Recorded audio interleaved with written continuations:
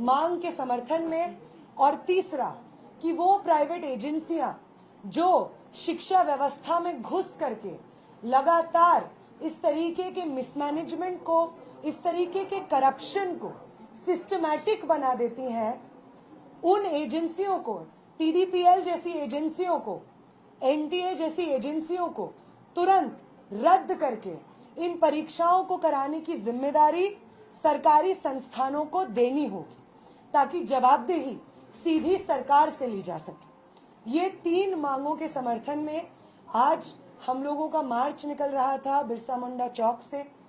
उस मार्च के दौरान जब मैं वहां पे खड़ी हुई थी बैनर के पीछे, मेरे साथ साथी विभा खड़ी थी, बहुत सारी और महिला साथी खड़ी हुई थी, नारा लगा रही थी। तो एक व्यक्ति जिसका नाम अमरनाथ पांडे है, 26 वर्ष के हैं, वो हजारीबाग में रहने वाले हैं, हिंदी ऑनर्स की पढ़ाई कर रहे हैं विनोबा भावे विश्वविद्यालय से, और आरएसएस के मेंबर हैं।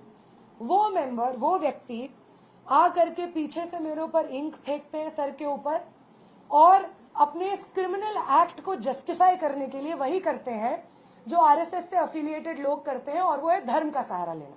जय श्री राम का नारा वो लगाते हैं।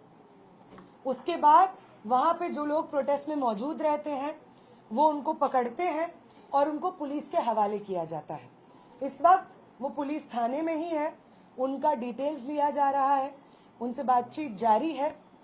इस तरीके की हिंसा जो आरएसएस और भाजपा के लोग लगातार छात्रों के आंदोलन को कमजोर करने के लिए करते आए हैं, इसके खिलाफ मैं यहाँ से बात रखना चाहूंगी।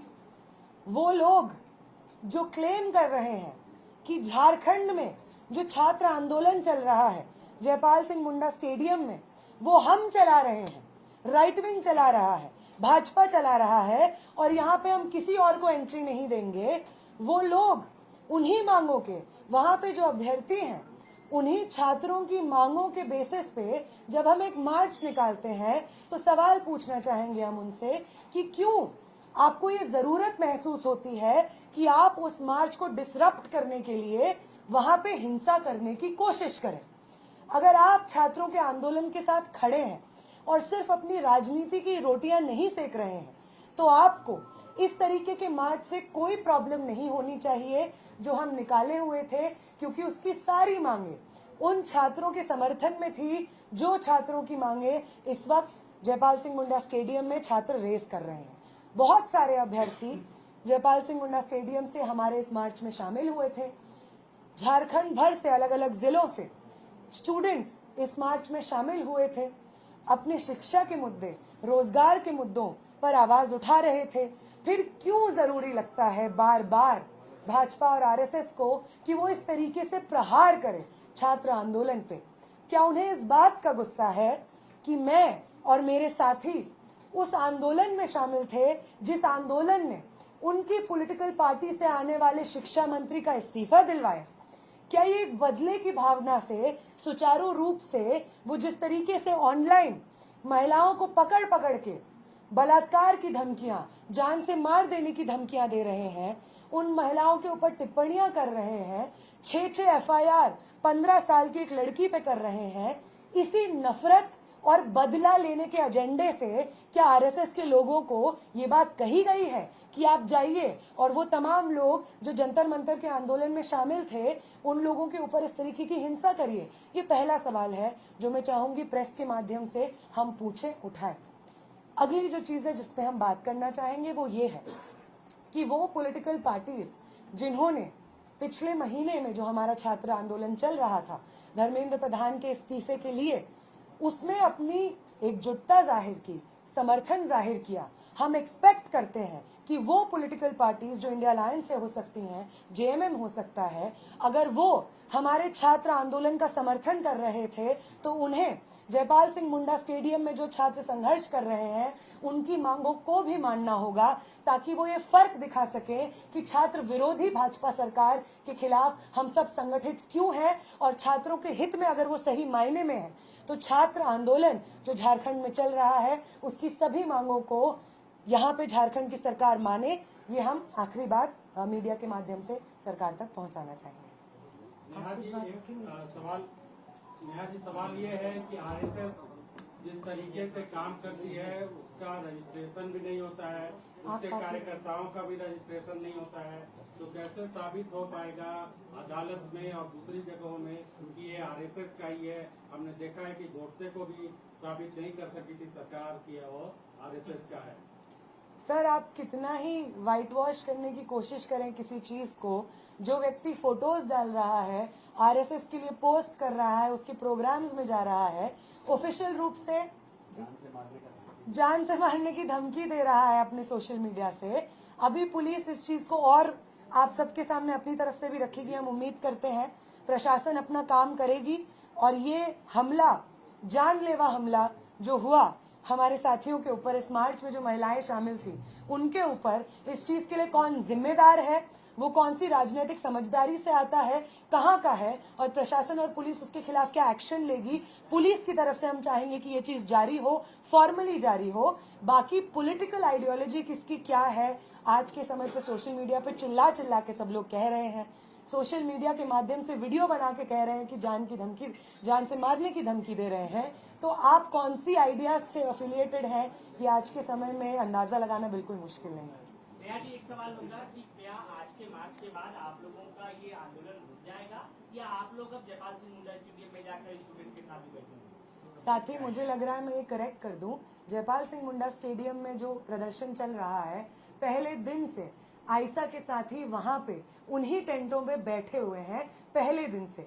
इसलिए ये बात, जो एक और सवाल आप पूछ रहे हैं कि मैं 14 दिन बाद क्यों आई, मैं आयशा की राष्ट्रीय अध्यक्ष हूँ, लेकिन आयशा झारखंड के साथी इन्हीं झारखंड की सड़कों पे लगातार छात्रों के इस आंदोलन को बुलंद करते रहे हैं, छात्रों के तमाम मुद्दों पे संघर्ष करते रहे हैं। और जब ये आंदोलन उठ खड़ा होता है जयपाल सिंह मुंडा स्टेडियम में, तो पहले दिन से सुबह हो, शाम हो, बारिश हो, धूप हो, रात के सुबह के 8 बजे से लेकर के रात में वहीं सोने तक सब आयशा के साथी उन्हीं टेंटों में सोते थे, इस आंदोलन में पहले दिन से शामिल थे। तो मेरा यहाँ पे आना एक कंटिन्यूएशन है उसी संघर्ष का, और इसलिए वापस जाने की तो कोई बात ही नहीं है। वहां पे जो आंदोलन चल रहा है, हम उस आंदोलन को अपने छात्र आंदोलन का हिस्सा मानते हैं। हम मानते हैं कि वो सभी मांगे हमारी मांगे हैं। क्या विधानसभा मार्च जो उनका होना है 10 तारीख को, उसमें भी आप शामिल होंगी या आयशा के और सदस्य शामिल होंगे? बिल्कुल, जो 10 तारीख को मार्च का कॉल है, उस मार्च को हमारा समर्थन है, और सिर्फ नैतिक समर्थन नहीं है, बाकायदा मोबिलाइजेशन में आपको आयशा के साथ ही उस दिन सड़क पे दिख जाएंगे। आप भी रहेंगे ये सवाल, क्या आप भी रहेंगे? मैं, माफ कीजिएगा, नहीं रह पाऊंगी, क्योंकि बाकी राज्यों में इसी तरीके के आंदोलन कॉलेजेस, यूनिवर्सिटीज में चल रहे हैं, जहाँ पे छात्रों ने इनवाइट किया है। तो मैं पर्सनली नहीं रह पाऊंगी, लेकिन आयशा के साथी जितनी लाठियां पड़ेंगी, अगर पड़ेंगी तो वो आयशा के साथियों पे भी पड़ेंगी। जितना लंबा वो मार्च होगा, उस मार्च में आयशा के साथी भी रहेंगे। आप जो साथी कवर करते हैं झारखंड में मीडिया, आप खुद ये देखेंगे। नेहा जी, लग रहा है कि आपको राइट विंग जो एक्सट्रीमिस्ट है या जो भी कहे उनको, उनसे आपकी जान को खतरा है? देखिए, अगर जंतर मंतर में 20 तारीख को जो हिंसा हुई, जो स्टेट की तरफ से ऑर्डर पे मैक्सिमम पॉसिबल हिंसा, मैक्सिमम पॉसिबल डैमेज करने का जिस तरीके से आदेश आया, ऐसा लगता है उनके कारनामे से, अगर उससे छात्र नहीं डरे, तो मैं भी एक छात्र हूँ, मैं भी एक स्टूडेंट एक्टिविस्ट हूँ। एक स्याही से हम क्यों डरेंगे? बाकी कपड़े गंदे हुए हैं, मुंह गंदा हुआ है, एक बार नहा लेंगे, कपड़े धो लेंगे, सब साफ हो जाएगा। उनके मन में जो हिंसा है, वो उनके मन में जो नफरत है, उसका सफाया होना ज्यादा मुश्किल है। ये स्याही से छात्र आंदोलन ना कभी डरा है, ना कभी डरेगा। नेहा मैडम, जिस तरह से बीजेपी और आरएसएस इस आंदोलन को पूरा डाइल्यूट करने का प्रयास कर रही है, क्या जेनजी आंदोलन दोबारा से फिर से खड़ा होगा? आपका क्या सोचना है?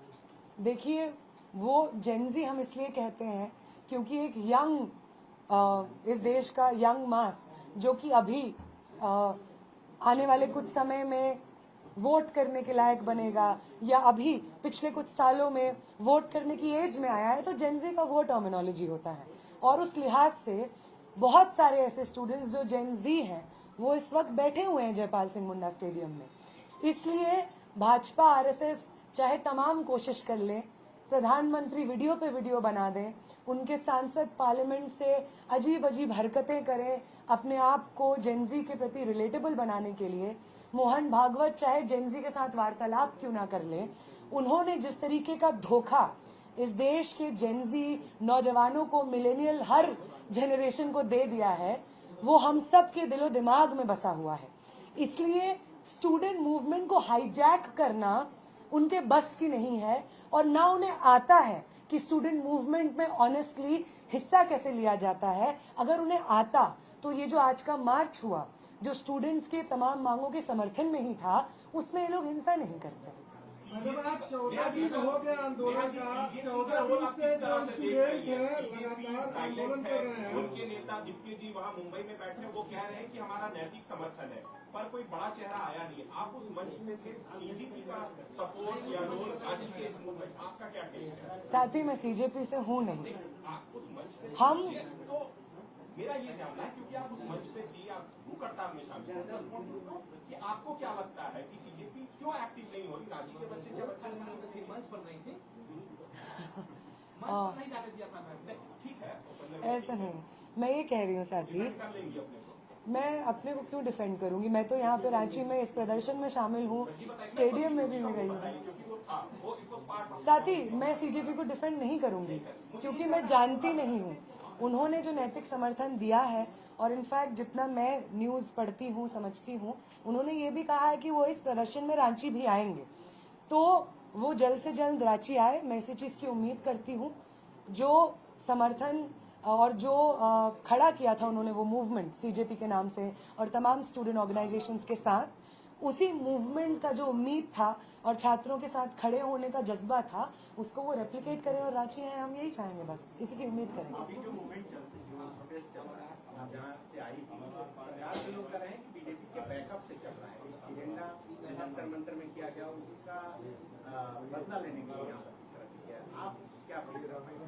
देखिए, बहुत सारे ऐसे छात्र जो जेपीएससी परीक्षा में धांधली की मार न सिर्फ इस साल बल्कि लंबे समय से झेलते हुए आ रहे हैं, उनका दुख और दर्द झूठा नहीं है।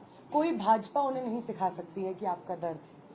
जो जेएसएससी सीजीएल में हुआ, धांधली हुई और तमाम छात्रों के रोजगार के, भविष्य के सपने टूटे, वो झूठा नहीं है।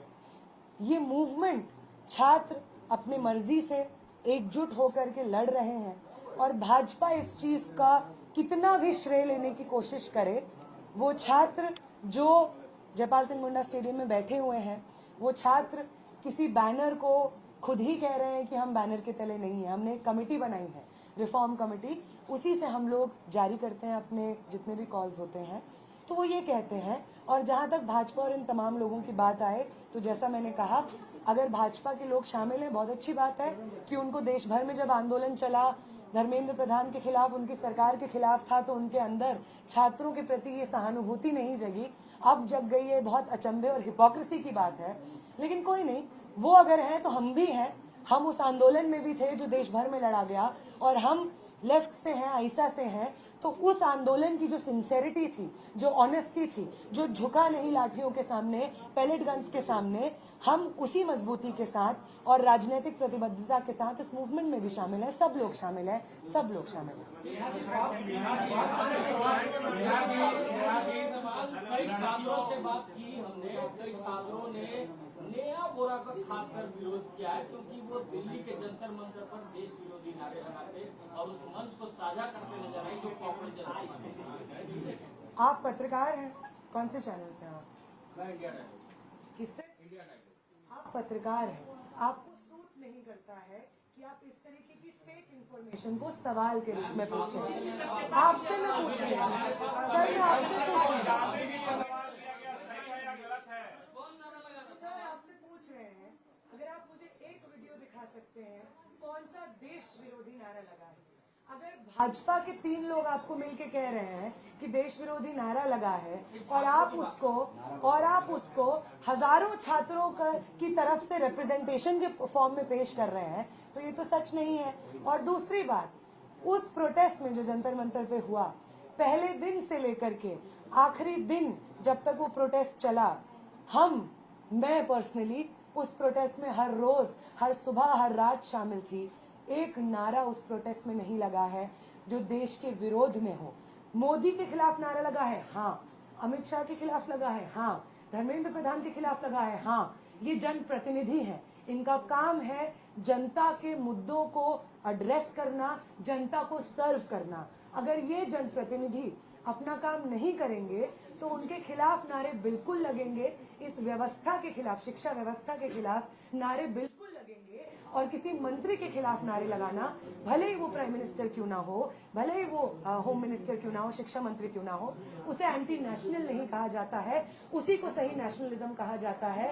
इस देश में सत्ता पक्ष में जो लोग शामिल रहे हैं, उस सत्ता को चुनौती देते हुए हमने इस देश की नई परिभाषा को गढ़ा था। आजादी के आंदोलन का यही मतलब था। और तब भी यही लोग जो आज कह रहे हैं कि देश विरोधी नारे लगे थे, वो भगत सिंह को देशद्रोही कहते थे, वो तमाम स्वतंत्रता सेनानियों को देशद्रोही कहते थे, गोडसे के साथ खड़े होते थे, गांधी के हत्यारों का जय जयकार करते थे। ये अभी भी वही लोग हैं जो आज कह रहे हैं कि जंतर मंतर का वो प्रोटेस्ट जो तमाम छात्रों के लिए खड़ा हुआ वो देश विरोधी था। ये वही लोग हैं जो गांधी को भी देश विरोधी कहते थे, भगत सिंह को देश विरोधी कहते थे,